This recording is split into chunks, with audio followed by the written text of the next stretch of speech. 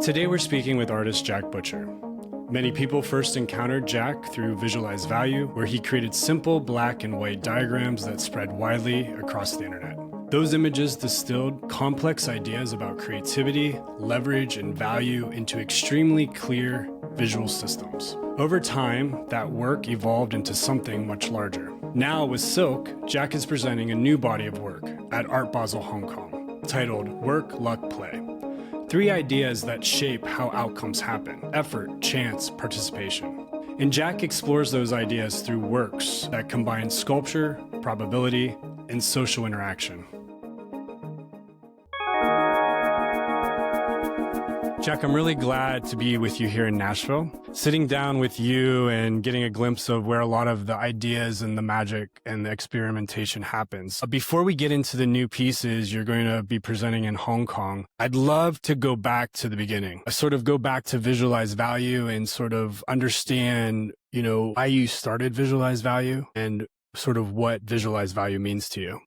Thanks for having me. It wasn't really a one moment necessarily, but this practice came out of a ton of failed attempts to find one thing that I could do that would compound on itself. So I worked in a bunch of different creative jobs over the course of about 10 years. So I started my career as a graphic designer and bounced around a lot of different agencies and all these different commercial applications of design, and eventually got to a point where I wanted to start my own thing. And the initial version of that was just another design agency where I would attempt to pitch companies on working with me to make stuff.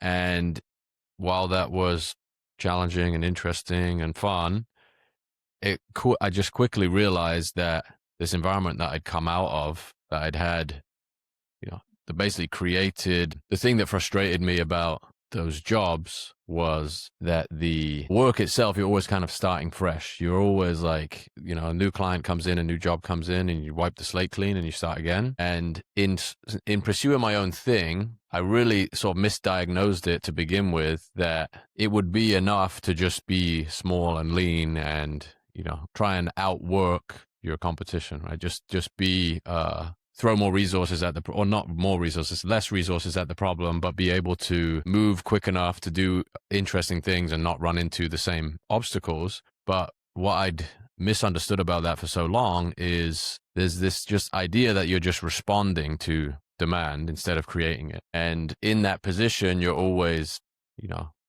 starting in this kind of creative negotiation where you have ideas and you're trying to put them in front of somebody who might have other ideas, and you push and pull and get to a place eventually.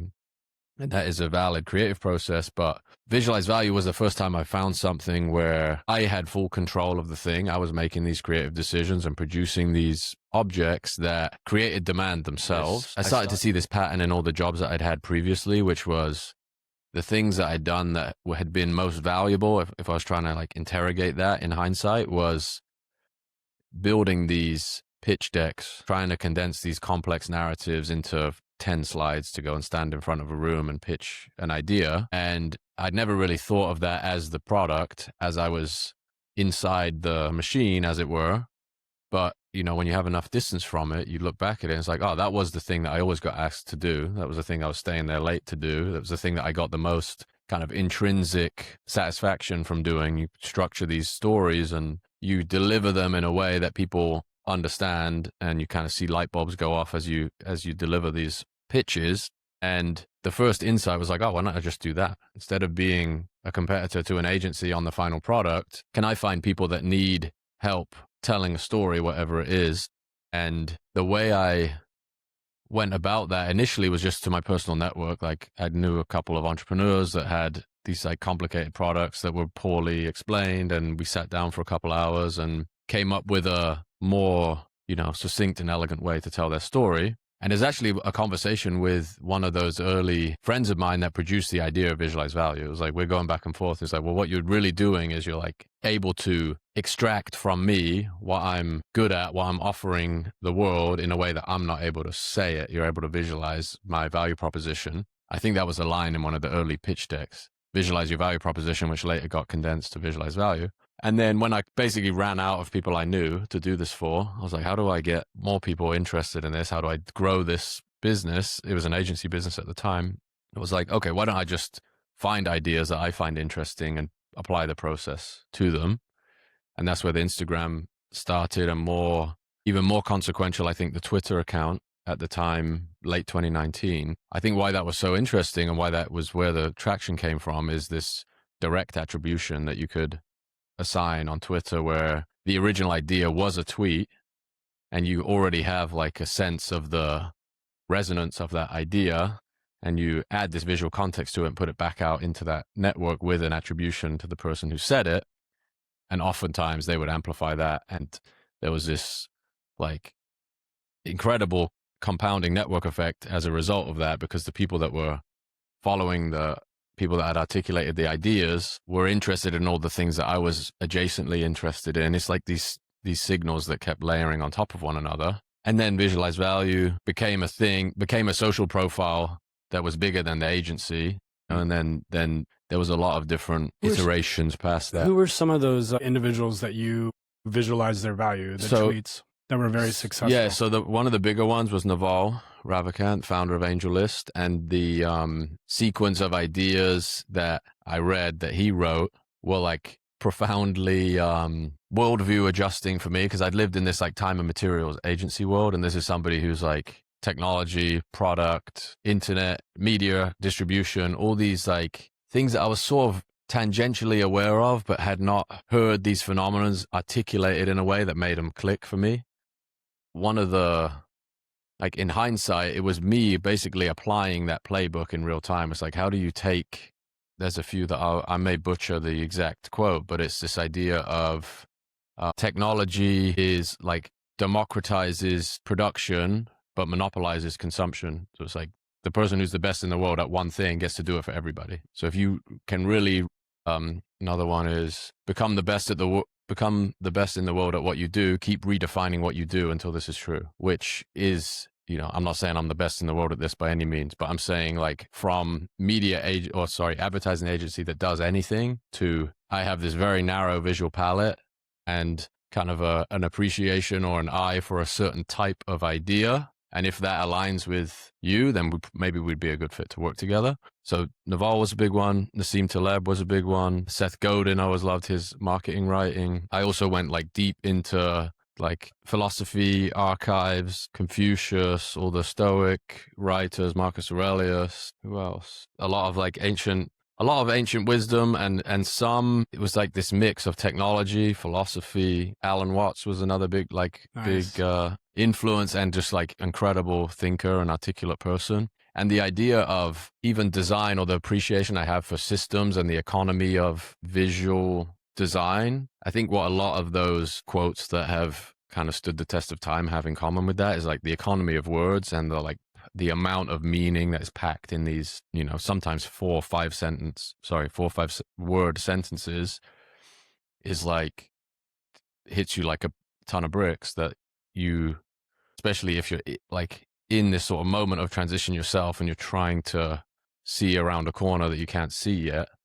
And I was kind of suspicious that would even be possible before I'd read some of this stuff, and then like became this meta, like apply the thing and it becomes like, it kind of proves itself as like you applying the practice, or you're trying to apply the things that these people are saying are true and proving it at the same time.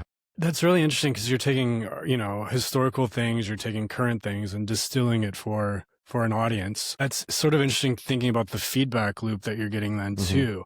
In some ways, you just talked about, you know, working with an agency, working with a client that was giving feedback, one person. Now all of a sudden you're creating something that you're getting feedback from everyone on the internet. How did that sort of play into your sort of iteration or designing or thinking about creating things, having a wider feedback loop? So I'll drop another Navalism. It says, if you build for yourself, you always have product market fit.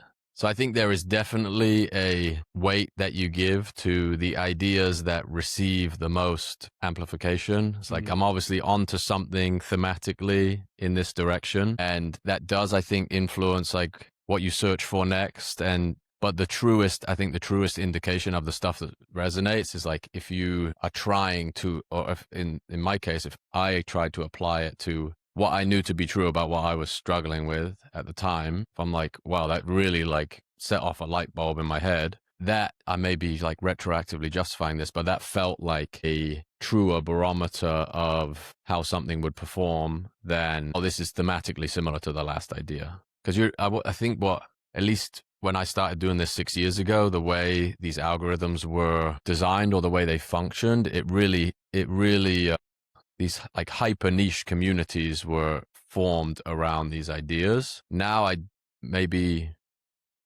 misdiagnosing this, but the like consolidation of stories or news or ideas feels like it's happening on social, where the For You thing even has taken over in the last, I would think, like prominently. That came a couple years after I started, which is, you know, in order to rank in that section of a news feed, you have to produce slightly different stuff. Does that make sense? It like has to be like this higher level macro trend political commentary. Oh, and it's very quick too. Like the speed in which this is very, very quick. I think we talked a little bit about too during our visits, as well as sort of these new things like Spotify, sharing Spotify songs, sharing reels and DMs. Now, there's these other ways in which people sort of connect. During that time too, I guess you were also getting a lot of, did you find times when things just didn't hit, or was it always, and how does that sort of play into the creative process as well? There definitely were periods of that. I think maybe that indicates more like these bigger shifts where you feel like you found your thing, and there's this compounding nature to it where you are in the process of discovery. I think that's probably the most accurate thing I would map to that, is as soon as you feel like you're not learning anymore, you're not curious about it, or you're like in the process, you're just like kind of from the outside trying to copy some of the characteristics of the last thing, as opposed to like you discovered an idea that you really want to share. That is the moment in time where it's like, okay, you need to start doing something else. And I was very fortunate for the first couple of years of this, where it was like I could not produce enough of this stuff. And it just flowed out on me because I felt like I was just discovering all of these ideas for the first time. And this was like a daily practice? I was doing it like multiple daily. At one point, I was probably putting 5 or 6 pieces out a day. Oh, wow. Yeah. So you were really feeding into that algorithm. Yeah, I was in the coffee shop in Brooklyn or on the subway. I was just like, I would have like saved these huge long Apple notes of ideas. And then just whenever I'd have a free moment, I would just go in and make the visual and post it. And yeah. Normally, like, yeah, it was like a mechanical process for such a long time because it was like the video game where you're like on the map and it's all black around you have to like keep walking and you like reveal the territory. That's definitely what it felt like in the beginning. And then once maybe I have not ascended to the correct level to expand the map on the diagrams, but at a certain point it started to feel like, okay, time to go a layer up from here and explore ideas that maybe aren't as on the nose. Here's the mechanical explanation of this phenomenon, more like maybe more philosophical, more esoteric, posing more esoteric questions. That's sort of interesting, like that Legend of Zelda sort of vibes of like opening up these new worlds. I love that. I think that's really, so speaking of opening up new worlds, what was the point in which we just have diagrams for communication, diagrams for the Twitter feed, diagrams for, connecting people or learning new things, to actually these becoming artworks when people wanted to collect these artworks? So downstream of all of that visualized value practice in 2019 and 2020, I wrote a couple of curriculums that were direct sort of distillations of the couple years of work that I'd put into those. So real quick, for everyone listening to that you were creating curriculum that people could then with visualized value could. So the first one was called How to Visualize Value. It was a tweet that a guy, his name's David Perel. A lot of people listening to this are probably familiar with him. He's a writer. He had a writing school at the time and has an incredible podcast right now about writing. And he said in 2020, he quote tweeted something where it's like, the one skill I would love to add this year is how to add visuals to my essays to kind of further communicate the point I'm trying to make. And I just quote tweeted that and said, would anybody be interested if I put together like a guide of some sort to try and communicate how I think about this? I got a good response. And then I made that.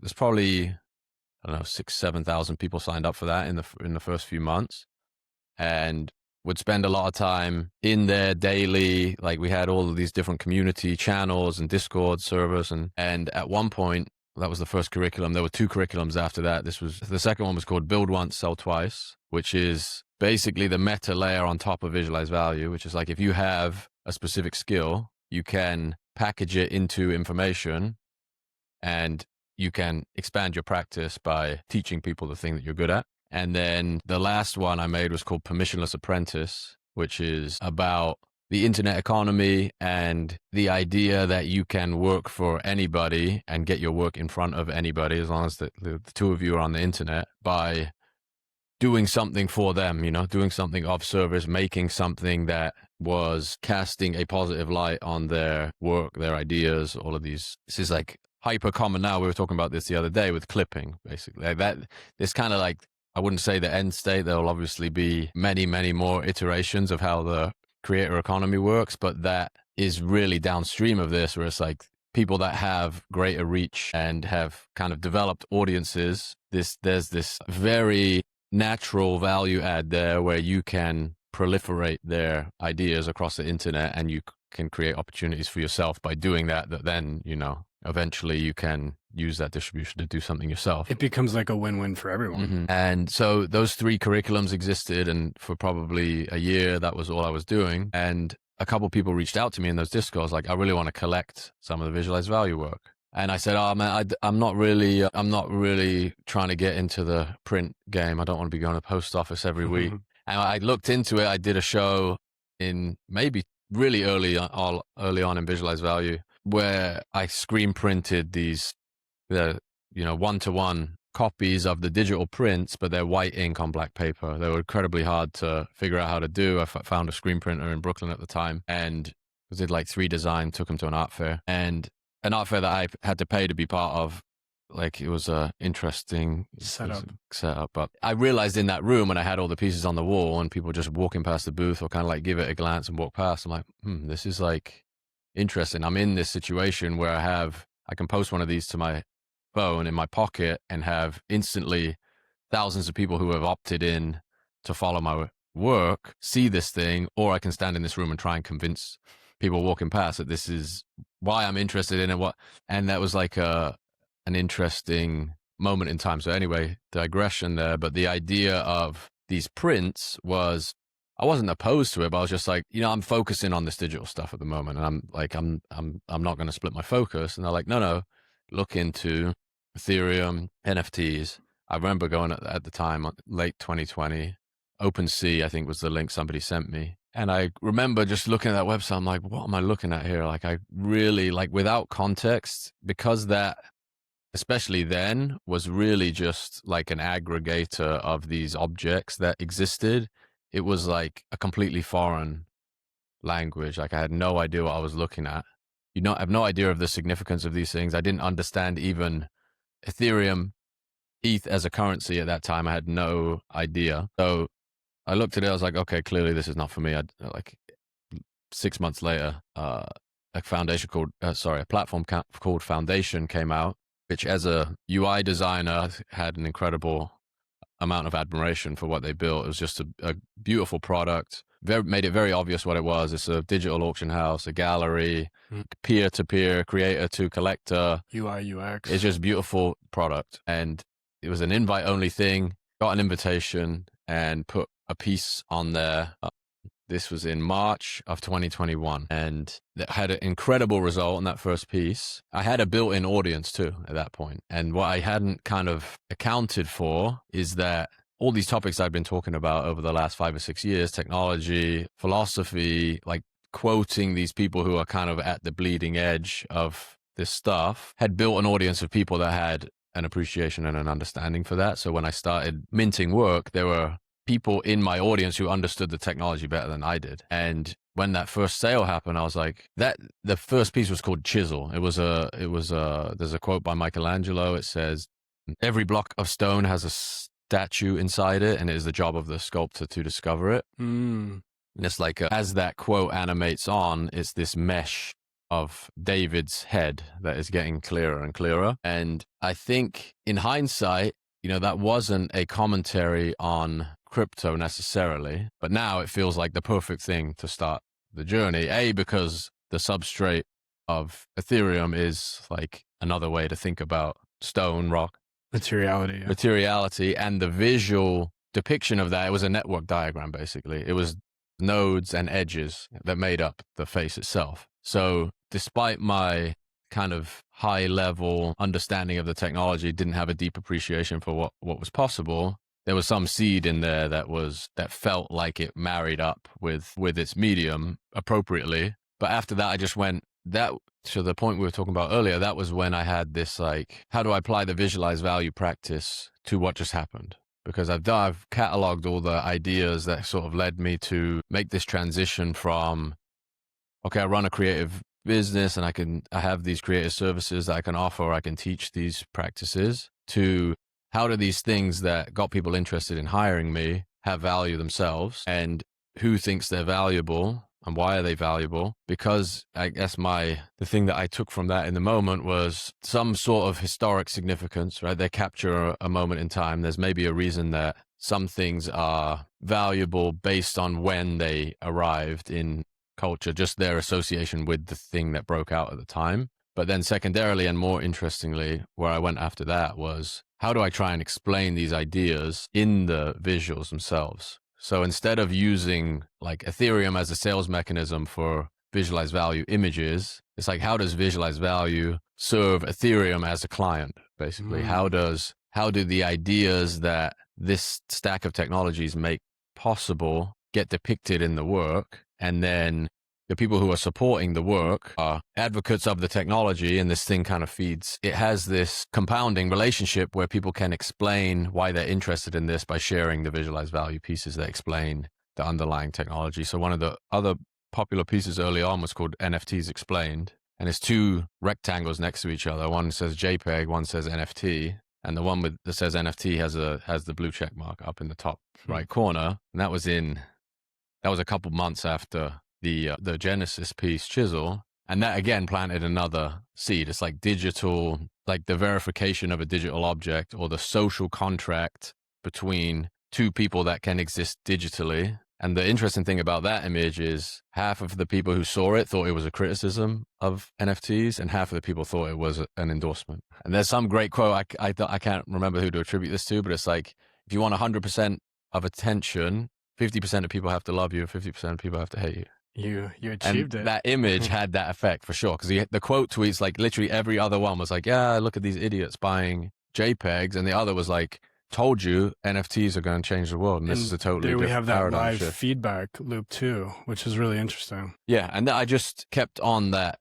theme essentially for the next year or so, which was these single images that were depicting this shift in all things, in like monetary systems and the art world and the exchange of value and the ability to organize and kind of coordinate these networks without permission from the institutions that normally make things notable or interesting, or, you know. So we left the agency world, we create visualized value. With that is not only a learning experience for you, and also then these feedback loops, you build this community, you build this audience, which is really, really interesting. And then from that, we then come to the blockchain, we get to NFTs, crypto, and now we have ways in which these things can be acquired, distributed, and stuff like that. The one thing that really stands out to me as you were talking to is this sort of notion, and coming from maybe designers and industrial designers, especially like Dieter Rama and stuff like this, is where form and function are sort of inseparable. It's so interesting for me to think of you creating these almost sculptures. You're creating these sort of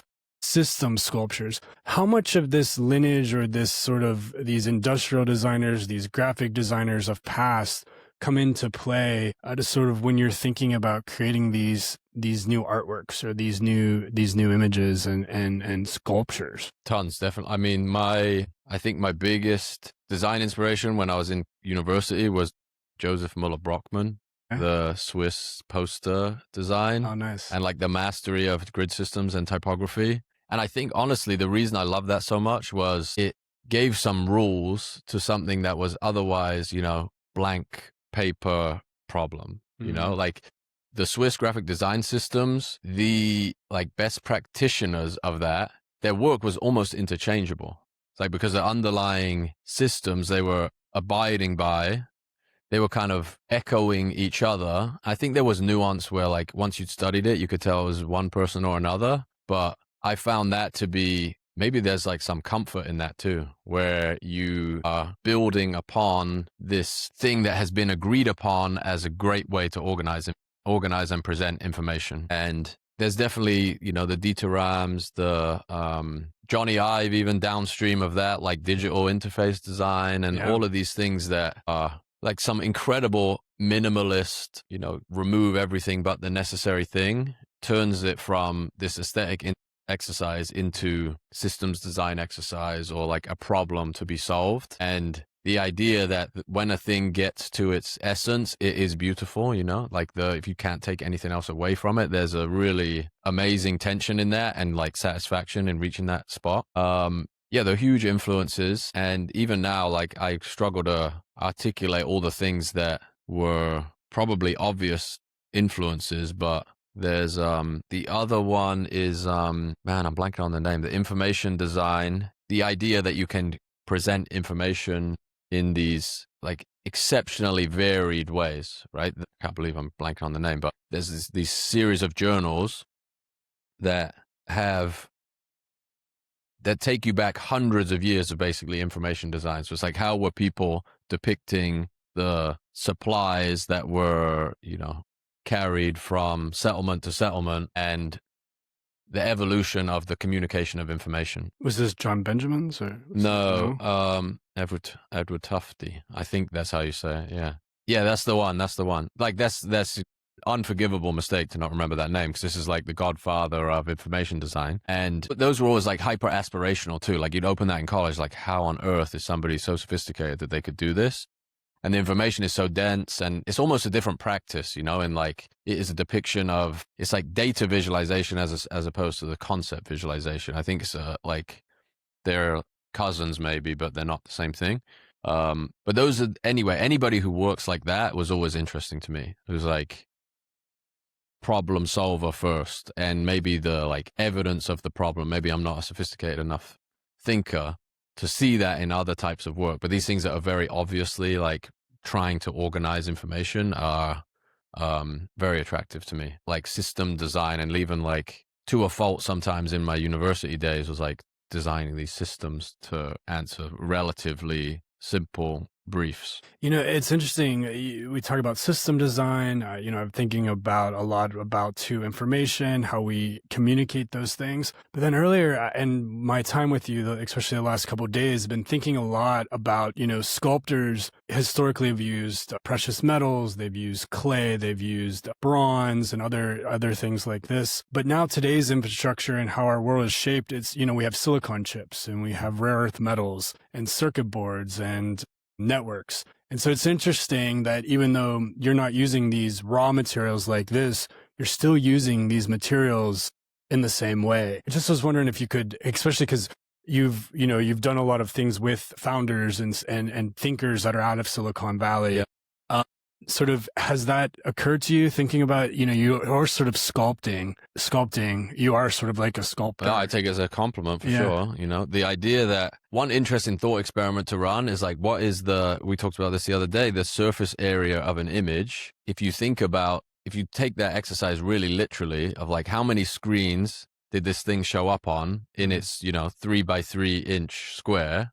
And if you extrapolate that out by 100,000 views, 200,000 views, it's a football field size of this image tiled everywhere, and the amplification of the thing. And there's this, you know, the ephemerality or the criticism of digital as a medium is like, it doesn't exist. It's not real. It's like, you know, it's this file. But if you think about the like physicality of it, just in terms of the scale, the surface area of the image as it replicates, I was always so amazed by that, where it's like, you run an agency business, you can talk to one person at a time. You stand in a room, you talk to, and then if I got a post, they got 100 views, I'm like, that is unbelievable. That's 100 people. Like 100 people looked at this thing. How incredible is that? And then the next one gets 150 views, and you're like, wow.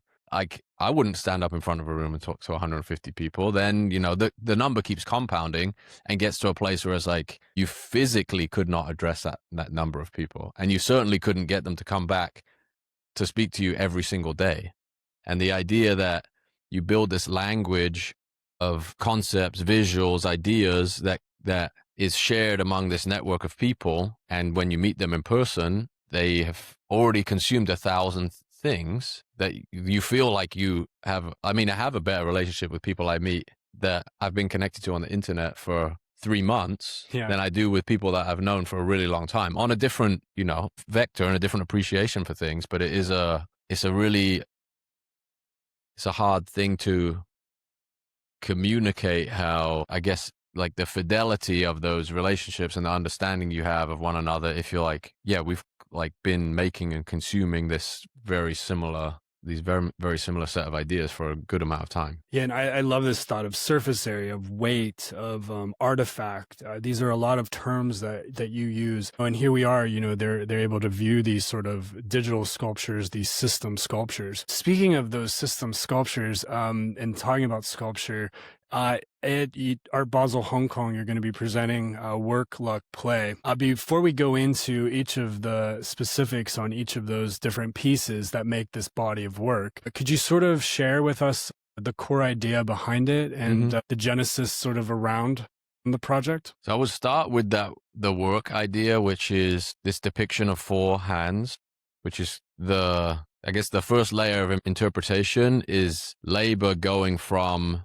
this very physical, very intense process. The first hand is modeled on David's hand, and the 4th hand is the Apple Macintosh pixelated cursor. So you kind of see this dematerialization of labor, which, given all the things that I'd spent years and years thinking about making artwork in response to, this was actually one of the first things I made that wasn't diagrammatic. It was like it had form. And you rendered it like it's a 3D model, and the themes that surrounded that are also really present in all the early visualized value stuff. It's like a lot of it is this very stoic, directional, like do this, then this happens, and I think that stuff is valuable and interesting. I also have come to appreciate other viewpoints that layer on top of that, right? Which is where the second 2 components of the idea come in. So luck is kind of inviting you to consider the opposite of work, which is how much of the outcome do you contribute to,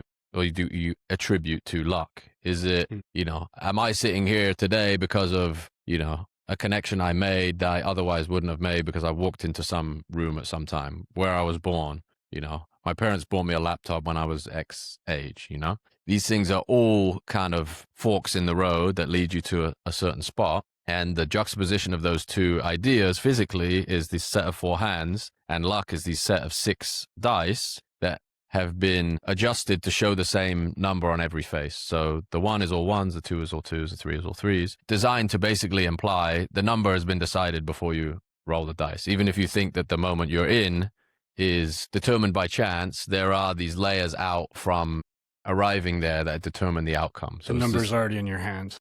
Exactly. The invitation to consider that, like, fate versus chance versus luck versus all of these things that play together that we don't have an answer for, but are interesting to think about. And then play is this fair, specific activation that brings those 2 ideas together. So play being an experience where people attending the fair can roll dice themselves, and the roll of the dice determines a unique set of collectible dice that they take away. So you roll 6 regular dice, you'll get a sequence of 6 numbers, and these dice that mirror the silver dice that we produced with the same people who made the work sculpture at Asprey Studio in London, incredible team. These clear resin versions of those dice, which is another material decision to kind of poke at this idea of transparency. You could see through the dice that there's no way for you to affect the outcome of that single roll. So those are the 3 things that play together. Also had this original VV piece called Work and Luck,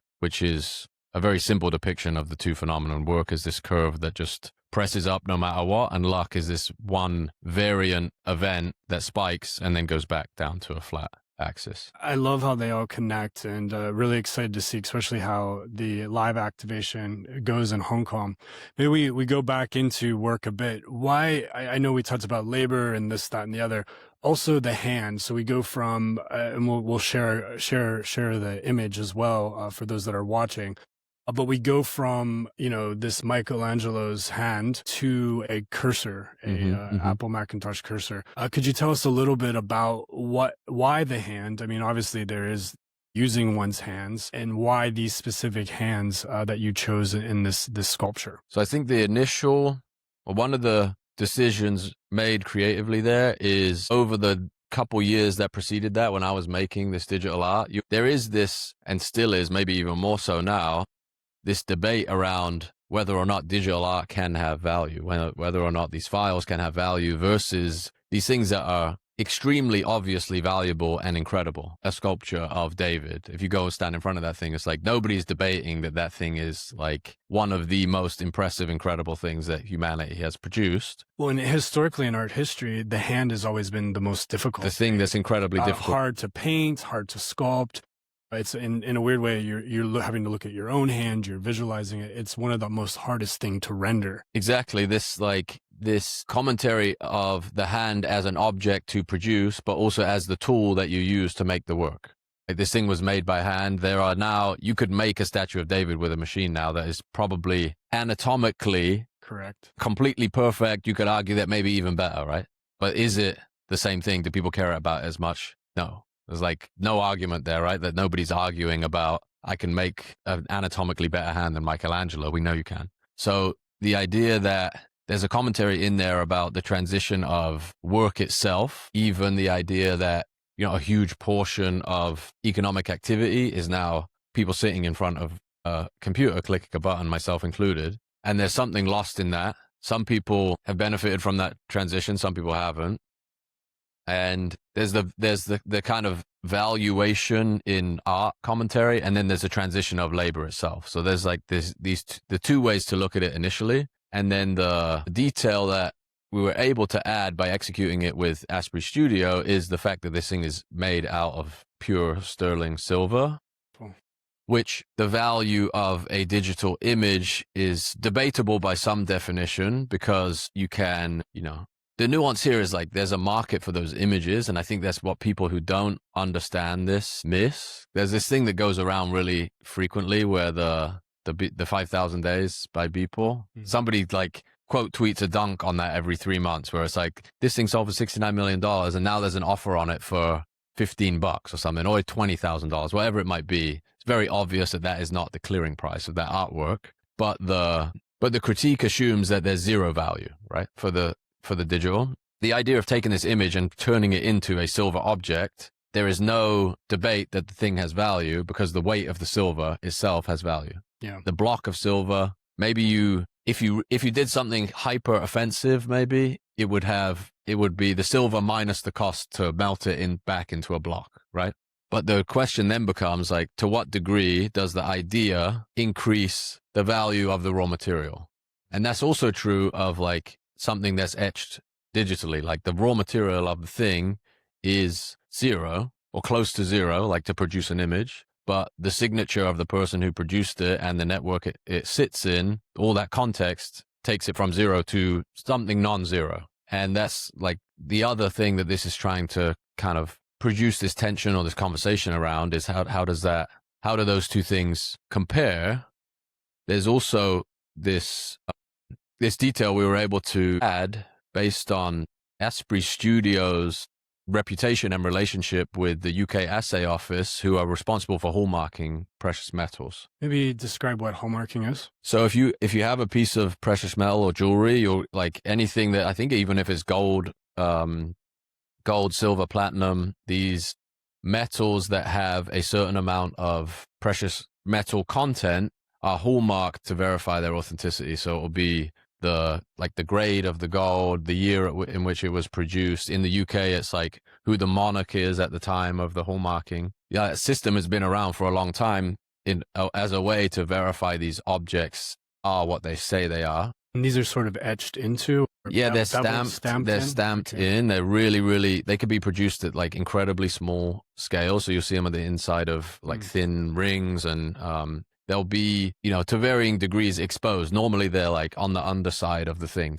so somebody who's transacting can verify the authenticity of it. But what we were able to do was to get the assay office to add two new hallmarks to the registry. One is VV, visualized value, and the other is a check mark. And the cool full circle story about that is the check mark from the NFTs explained image that was minted about a year prior to that was trying to sort of poke at this idea that the digital equivalent of the hallmark is the check mark. And we're able to bring that commentary full circle and actually have the check mark in the UK assay office ledger. And there's this, you know, hopefully interesting comparison there between the Ethereum blockchain, this irrefutable ledger of ownership and intention of, you know, minting the artwork itself, and the UK assay office keeping track of all these physical objects that are marked with these Verified. hallmarks. Exactly. Yeah, I think this is, I think it's really cool to see how, you know, these ideas, you know, can produce themselves in new ways. I think the use of, I mean, even if we think about the art market itself, value is a lot dependent on all these different variables as well. But you making something out of silver in its pure form will always have a value. So it is a question of the idea, what is art, and, you know, at the end of the day, what that raw material and how much that is. Maybe we can go into then the luck aspect. One of the things with the silver, I did get to see this beautiful set. It's so interesting seeing silver in person, especially when it's solid and in these forms of dice. Maybe you could share a little bit about that process of creating this luck aspect of work. Yeah. So, you know, what's interesting about I think the digital practice teaches you, or gives you the opportunity rather, to iterate on the work you're doing. And in a way, I think bringing that to like the physical is maybe like as an advantageous way of thinking. It's like, how can you increase what's the word I'm looking for? The relationship between work, or the story that work is trying to tell, can be enhanced by what follows it. And in this case, like it's a very direct influence based on the process of producing work. So there's a visualized value image from 2020 depicting these two different things. And as I'm thinking about work, and Silk are the custodians of the work sculpture, and after getting to know the team at Silk and talking for months about how we want to tell the story of work, where we want to take it, this idea emerged based on those conversations and the early depiction of work and luck, and like the themes that I'd always sort of contrasted with work in the early visualized value stuff. A lot of visualized value original is like this versus that. It's trying to kind of pose a question by comparing two things, or answer a question by comparing two things. So in just realizing that work and luck fit together in this way and pose this interesting question, what is an object that speaks to the idea of luck that would marry up with these hands? And then the dice emerged as like, a product of sitting on that question for a while. And it's like, yeah, it would be cool to do silver dice, you know, just like let's make regular silver dice and call them luck. And then, well, 'cause a lot of times if you are using dice, you're winning something. Like, right, you're playing a game of some sort. Yeah. And you could probably, I think maybe one of the initial ideas was like just a 6. It's like, okay, the regular dice is the first iteration of it. Okay, kind of funny, but not that interesting. Then like, okay, now if you manipulate the dice to give it like the second look, you know, I think one of the things I sort of aspire to do is have the work have this quality of like, you look at it once and then you're like, hang on, you look back at it again, and then the idea hits you, you know? Yeah, because when you're just, for us to think about now, it's a dice, a regular looking size dice made in silver with the 6 dots on each side. So you're going to have, how many sides are on a dice? 6 sides on a dice with the same 6 dots on each side. So the result is fixed essentially, and like calling it luck when it is not what people would think of as luck, because luck is, I would assert, that generally thought of as randomness, right? Luck is randomness. But in this case, like the dice you pick up, the dice you decide to pick up is up to you, and the number is determined at that point in time. And that's referring back to this idea of the outcome being known before the dice is rolled. And again, like the fact that it fits in the hands of work, to me, is this other interesting way to create a relationship between the two objects. And this other layer of the like economics of the project is the silver dice are only offered for sale as a set. So when the set, you're going to have a one six times on one dice, two correct 6 times on one dice. So the six dice with luck removed, but across the variance of 1 to 6, and you can only acquire them as the perfect set. And they're made out of solid silver, handmade in London by Ashby Studio. They're like the accessibility of the silver dice is much they are much less accessible than the resin dice that we made as well, which is this commentary on if you can participate at that level, you don't need luck. So the idea that, you know, there's this thread between even this like physical and digital labor, where the people who dominate digital work and economy, there's this winner take all dynamic happening in the digital world, where because you can reach anybody, if you're great at the one thing, you can be the best in the world and you can monopolize your talent essentially. And your ability to have that result in the physical world is getting more and more and more and more difficult as time goes on. So there's like some economic commentary between those two, luck and play executions as well. I can speak a little bit to the... Before we go into the play aspect, also with the luck, it's a lot about ownership then. So it's less about sort of what we think of luck as being. And then the other interesting thing too with the ownership, those that actually do own this set of 6 dice, as you and I have found out, the silver is very, very precious. And so in many cases, unless you're wearing white gloves, you really can't even touch, which is really interesting thinking about these beautiful objects. Yeah, these things that are normally like objects that you wouldn't think twice about picking up and throwing, bashing into each other. You're like completely recontextualizing that as like, this is a like totally sacred, uninterruptible, don't touch the thing. And that in itself, I think as a presentation is what it's designed to do when it's sitting on a shelf or displayed somewhere. It's like someone goes over, it's like, what's that? Oh, don't touch those. Yeah. And you have to have gloves or whatever it means, but yeah, don't touch. And you take this everyday thing that is, you know, a toy for essentially people of any age. We all know what dice is. And then you have that moment of pause where it's like, oh no, this is a fine art object made of pure sterling silver, and if you do get to pick it up with gloves on, you feel the heft of the thing. And it's the two of them together. I think I'm really curious to see it in like be displayed in person in Hong Kong, where that will really test the hypothesis as to whether or not people see the story in the way I'm attempting to present it. But there's also kind of this surrender to the viewer of like, it means what you think it means, you know? Yeah, it's really beautiful. How many different layers and recontextualizing things as well. Maybe we can go into the play aspect, which will be during the fair, during Hong Kong Basel, and about that sort of, it's almost like a performance art piece. Mm-hmm.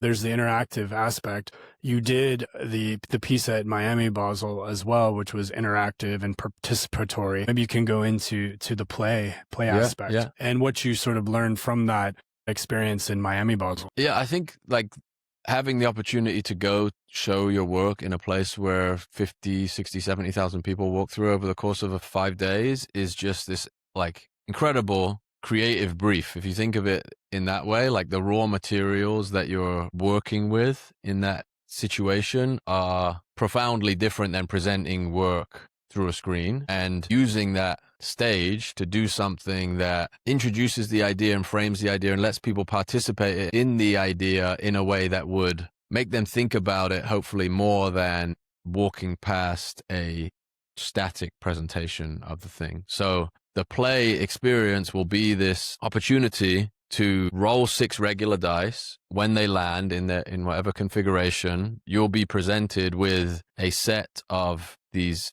engineered dice, exactly the same as the silver set in design, but cast in translucent resin. So they're materially commenting on this idea of the result cannot be fixed. You can see through the dice. If you get a 6, everybody knows that the dice was never going to roll anything but a 6. So the first kind of idea there is that's unique to you. It captures this moment. It's not you going to a gift shop and buying the same thing that everybody else had. Even though there may be people that roll the same configuration, the idea that you're like stepping into this moment in time and your exact throw, your input into the experience was captured in this object that you take home. There's another little layer to that with where the silver die are presented. We have these 6 columns beneath them that every time someone rolls on the table, that roll will be distributed underneath the silver dice in the correct position. So basically over the course of the fair, you have this, back the Edward Tufte shout out, this physical instantiation of data visualization over the course of the fair. So in theory, that should be completely level by the end. Should be the 1s, the 2s, the 3s, the 4s, the 5s, the 6s should distribute themselves evenly. But that addition 0 essentially of the luck will be collected with that data visualization as a part of it underneath. Okay, great. So we have these amazing, precious luck sets, edition of 80, which they're all made out of silver. We then have the translucent dice that will be part of the activation at Basel. Yeah. That's great because these are how much they're priced at $88. $88, 88. So that's amazing, great number. So that's amazing because then we have a different way for others to participate, but playing still with these same thoughts about what like luck is. And then from that, everyone's participation with play at the fair, we will see a data visualization of, and that will then present this one of one that is then part of the whole totality of the system. Correct. Amazing. I think what's really beautiful about this too is just thinking about, again, you sculpting. I think you sculpting and creating these moments. We also have historically different artists like Sol LeWitt and Donald Judd, and thinking about what the object is, what the machine is, and how that all works together. Maybe we could talk a little bit and sort of wrap this up, is that another part of it is networked art as well. So if people are rolling and playing at the fair, they're going to then, and also online as well, there'll be a digital, there's a digital twin. They'll be able to basically, maybe they pulled a 6, a 2, a 4, a 3. Or maybe they pulled a 6, 9, 4, not 6, 9, sorry, 6, 7, not 6, 7 either. Maybe they pulled a 4, 2, 0, 0, or whatever they pulled.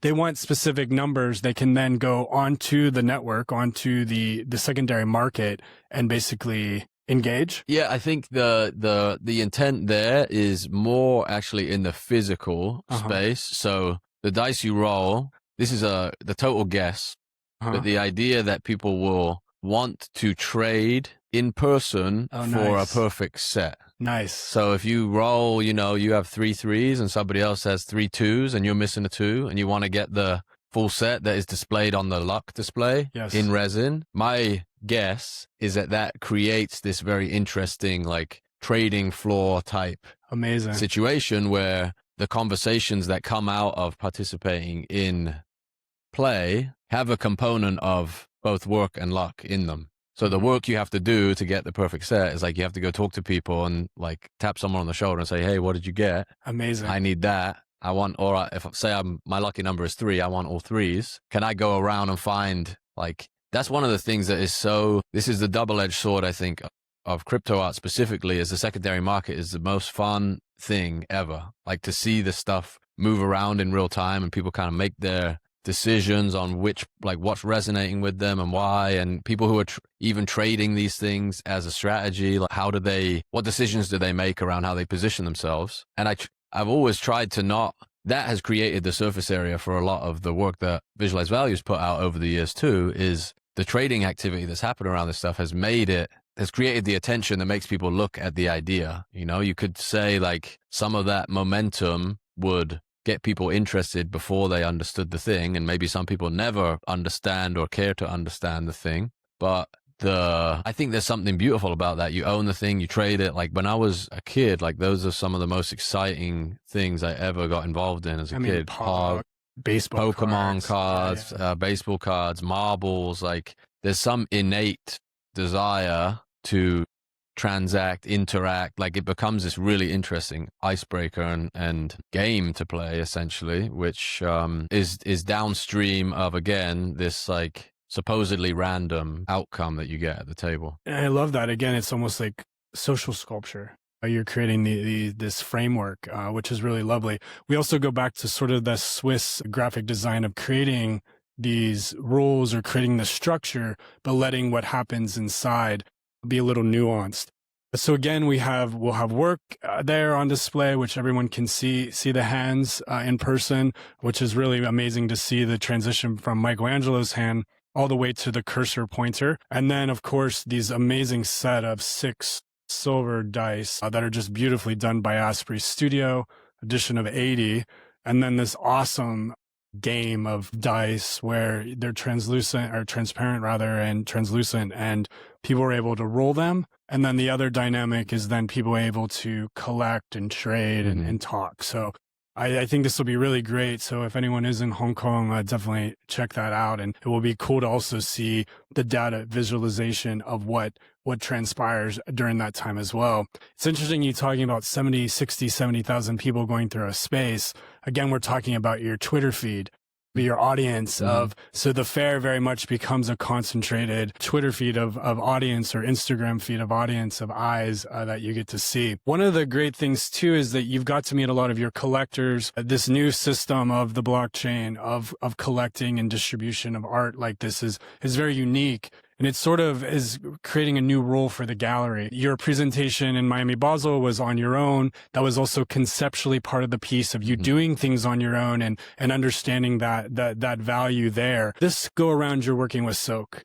And we're so excited to be working on this project with you. Maybe you could go into a little bit about what these new models are like and what that sort of partnership is like Silk and what that's been for you. Yeah, I mean, you have to excuse some of my ignorance of how the relationship traditionally works because I haven't been part of one before. Amazing. But the idea that, even that this started off from the acquisition of the work piece, to me is like a very different footing. This is like somebody who is expressing interest in a way that is, cannot be perceived as anything other than supporting the practice, like buying the work, and then understanding it to the degree that want to help shape and steward the story of the thing and ensure the significance of the thing, or hopefully the way they see it, amplifying the things they see in the work and the body of work. And this process of arriving at how to show it where it makes sense, and even conceiving this new piece alongside it, and the production that is going into this show would quite literally be impossible without a partner, like on the very basic level, doing this in a completely different time zone. But the layers at which the partnership have complemented the quality of the presentation are kind of like, it's very, very hard to overstate how exceptional the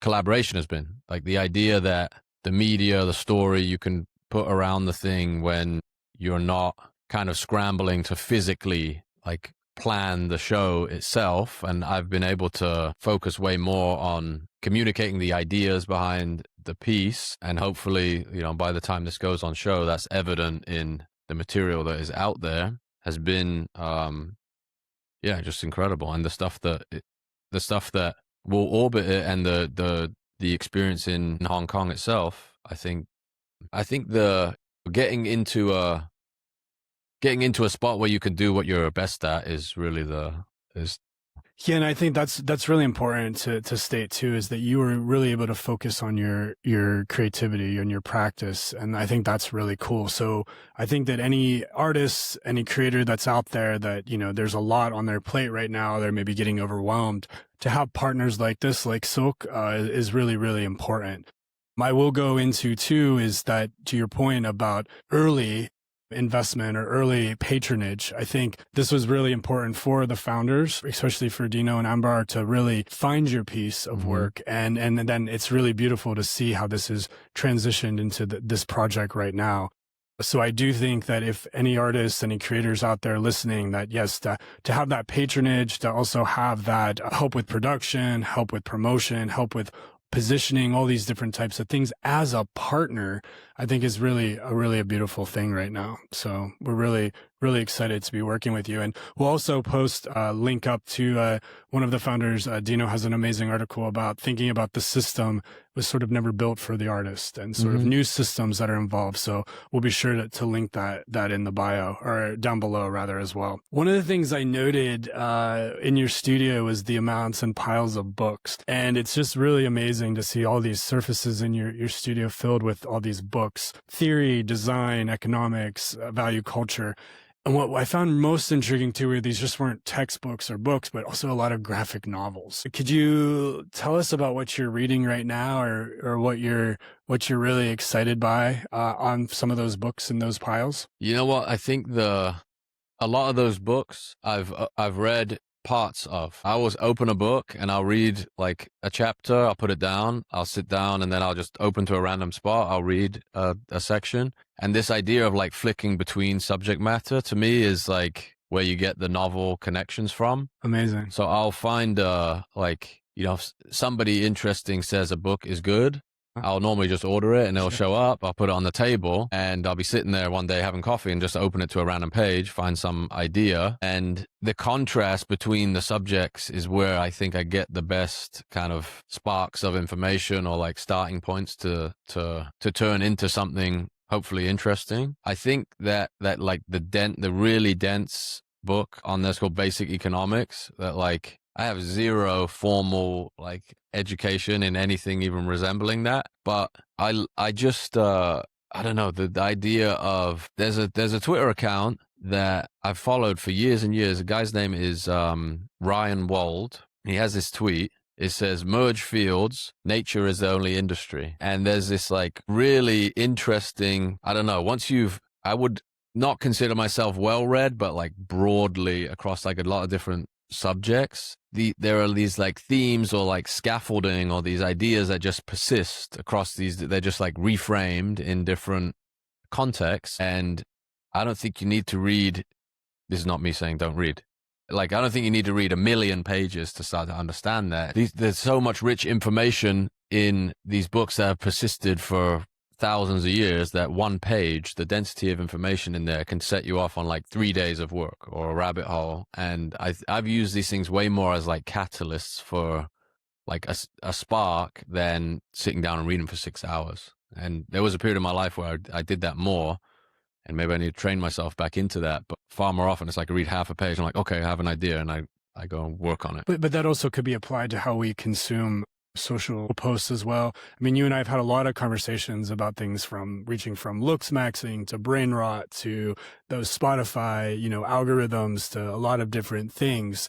And it's really interesting to think about how some of these excerpts, like we talked also about Nassim Taleb's Anti-Fragile. That book is so dense, but to go into a chapter or to a page or a couple page, it just sends you down so many rabbit holes. So that's really interesting to think about your process.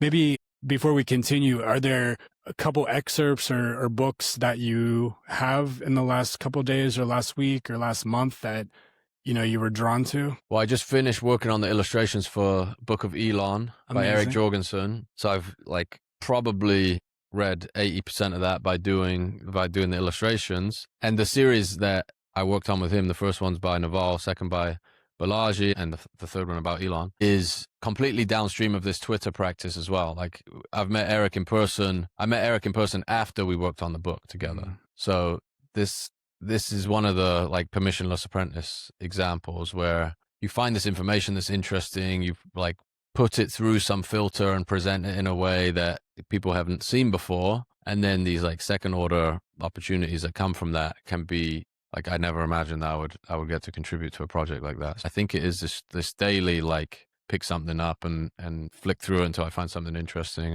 and then get back to work. It almost becomes like collaging too. You're Mm-hmm. pulling different things. But what I love about this too is this like learning practice that you've almost created. With visualized value, now to all the other things you're doing is you take information, your process, and then you visualize it. And I think that's really important for everyone out there to think about, maybe not the textbook way of learning historically. There are new ways of learning. Mm-hmm. And you have kids now. And we talk a lot about education and how they're learning, how things can be taught, and also AI. Just was wondering any of your thoughts on education now and learning. I think this is like voracious debate at all times, but it feels like particularly the case right now. Like my algorithm is definitely like very keen on the future of education and whether or not, the way the school system is set up is serving the people that will eventually come out of it. And like we're at a moment in time right now where there is this like huge question mark hanging over us around like what is even worth learning. And there's this bigger idea, I think, really gets to like how to learn something, or, what values do you instill versus like what can you remember. And I think the framing of something like AI makes that really feel like this harrowing thing, but it's almost always been the case, right? Those skills would serve you in any period of time if you have like this desire to pursue your curiosity and figure something out. It's like that is not uniquely valuable because machines are getting more competent.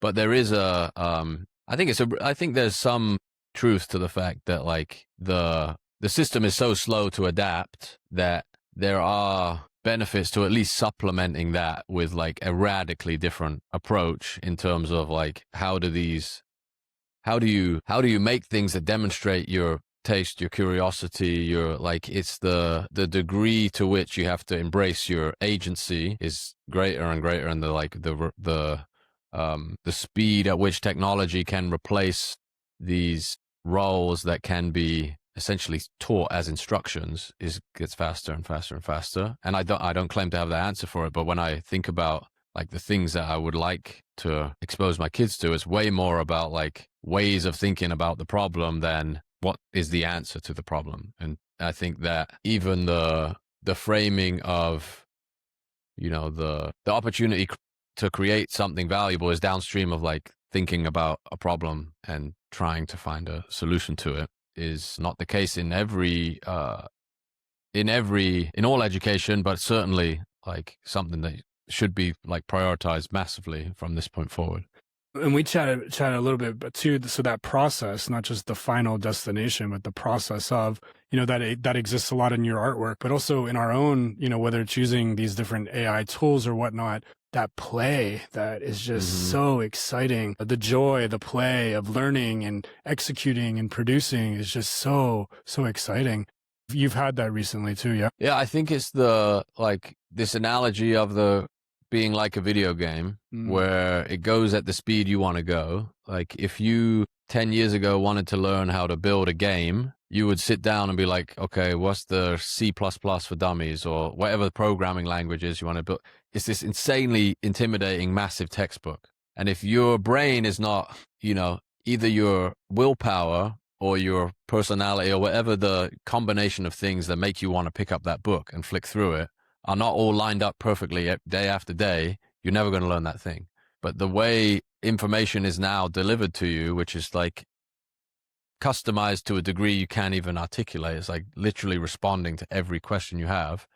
And in some cases, like abstracting away even the thing that you're learning, in the same way that like people who use computers 20, 30 years ago would have to know how a file system works, and the command line interface is far more, you have to understand the machine to use it, right? In the same way that any early technology is like, you have to have a great understanding of it. And as it progresses, it gets way, way more abstract. Like we don't know how our phones work. We just pull them out of our pocket and they work. And that, I think in this case, it just feels faster because like you point at anything and it feels like it can, the rate of advancement is exponential versus, a couple years ago, especially when you're turning people from consumer to producer. But that is I think that is an exciting thing. It's Super exciting. It's like an incredibly empowering thing that, you takes the world to, it takes the world some time to arrive at like what what are the best uses of people's time if this technology exists. It's going to be a very bizarre transition, I feel like. But we're ready for it at our speed. Okay, so speaking of like playing a little bit, I mean, we're going to go rapid fire. So you're going to pick between the two. Okay. I'm going to give you 2 words and you're going to give me. Okay. Okay, ready? Yep. Object or system? System. Ownership or participation? Participation. Craft or protocol? Protocol. Control or probability? Probability. Work or luck? Luck. And maybe we put a little play in there too. So we started the conversation, about work, luck, play. And, these are shaping how outcomes happen. Sort of the final, send us to our last bit. When someone encounters work, participates in play, or acquires luck, what are you hoping they're taking home with them? I think this set of questions to ponder on about the things that influenced where you are in a way that's like not supposed to be, it's supposed to be freeing as opposed to this like, interrogation of like, did you work hard or did you get lucky, or like, what were all these factors? It's like, they're unanswerable questions in many ways, but we speak about them, and I'm like as guilty of this as anybody. We catch ourselves speaking about them in ways that are deterministic, and they're not. And I think that frame or that idea is the thing that I'm trying to have persist as the conversation that happens around this work. And then the other end of the spectrum is like, hope people just have fun playing with it. Like that to me is like the best win ever, is like you go to an art fair and maybe you feel as though 80% of it is like inaccessible, both like as a collector and as a like commentator. Like you get to decide what it means to you by participating in it. Well, Jack, this has been so much fun. I want to let everyone know that Work, Luck, Play will be presented by Silk at Hong Kong Basel, and we look forward to seeing everyone there. And Jack, thank you so much. This has been a pleasure, and thank you for playing along.